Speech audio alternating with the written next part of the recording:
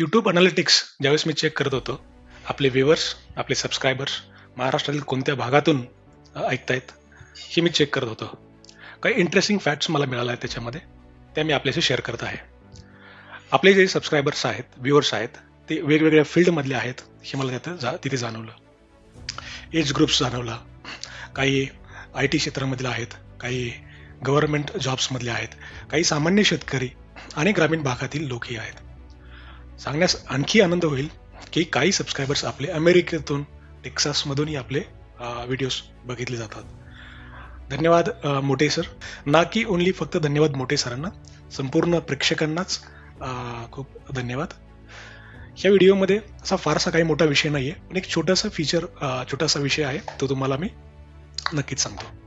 ह्या व्हिडिओमध्ये मी तुम्हाला सांगणार आहे की व्हॉट्सअप आपण नॉर्मली वापरतो आणि व्हॉट्सअपमध्ये असं एक फीचर आहे की ते फीचर आपण खूप कमी वेळा वापरत असाल. काही लोक वापरत असतील, त्याच्याबद्दल दुमत नाहीये, पण काही लोक एक जे फीचर असं आहे की ते फीचर खूप महत्त्वाचं ठरू शकतं आणि माझ्याकडे पर्सनली मला 2-3 वेळा ते फीचर खूप महत्त्वाचं ठरलं आणि आपले जे व्ह्यूअर्स आहेत, स्पेसिफिकली ग्रामीण भागातील शेतकरी जे काही व्ह्यूअर्स आहेत, त्यांना हे स्पेसिफिक फीचर अजून माहीत नाहीये आणि ते फीचर मी तुमच्याशी शेअर करत आहे. त्या फीचरचं नाव आहे लाईव्ह लोकेशन शेअरिंग.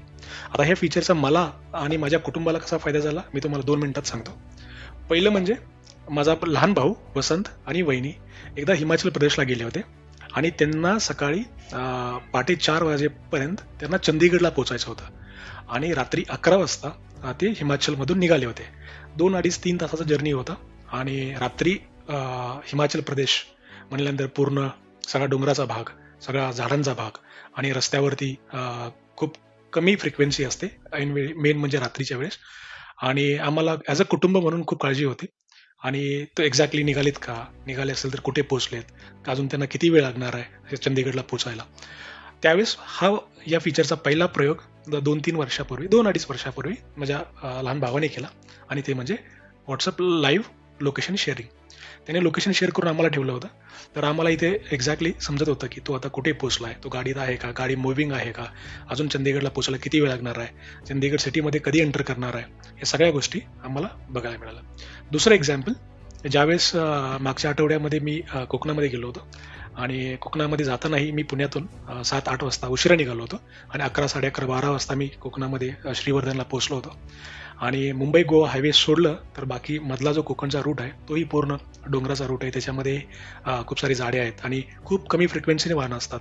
त्यामुळे माझे जे आत्ते भाऊ आहेत अजित हुलगे सर, त्यांनाही प्रचंड काळजी होती की मी पोचलोय का नाही आणि त्यांनी अगोदर 2-3 वेळा कॉल केले की कुठे पोचलाय. मग माझ्या लक्षात आलं की नंतर मी जर लाईव्ह लोकेशन शेअर केलं तर त्यांना डायरेक्टली एकही कॉल करायची गरज नाही. डायरेक्टली मी पोचल्यानंतर त्यांना तिथे समजून जाईल मॅपवरती की मी एक्झॅक्टली कुठे पोचलोय आणि मी लोकेशन शेअर केलं. त्याच्यानंतर मला त्यांचा एकही कॉल आला नाही आणि ज्यावेळेस मी तिथं त्या लोकेशनला पोहोचणार त्याच्या अगोदरच तिथे लोकेशनवरती 1-2 मिनिटं 5 मिनिटापूर्वी तिथे येऊन उभा राहिले होते.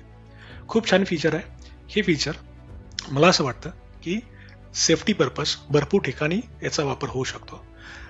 कधी कधी रात्री अपरात्री आपल्यातले जे काही घरामधील मेंबर्स असतात ते ट्रॅव्हल करत असतात, एक्झॅक्टली कुठं पोहोचलेत, किती वेळ लागणार आहे त्यांना पोचायला, किंवा रात्री कोण शहरातून गावाकडे जात असते, गावाकडून शहराकडे येत असते. सो अशा केसेसमध्ये किंवा एखाद्या कॅबमध्ये एखादी स्त्री किंवा एखादी मुलगी एकटी प्रवास करते, तर त्या केसमध्ये असे फीचर्स खूप युजफुल होतात. नक्कीच वापर करा ह्या फीचरचा, याचा नक्कीच आपल्याला फायदा होऊन जाईल. धन्यवाद.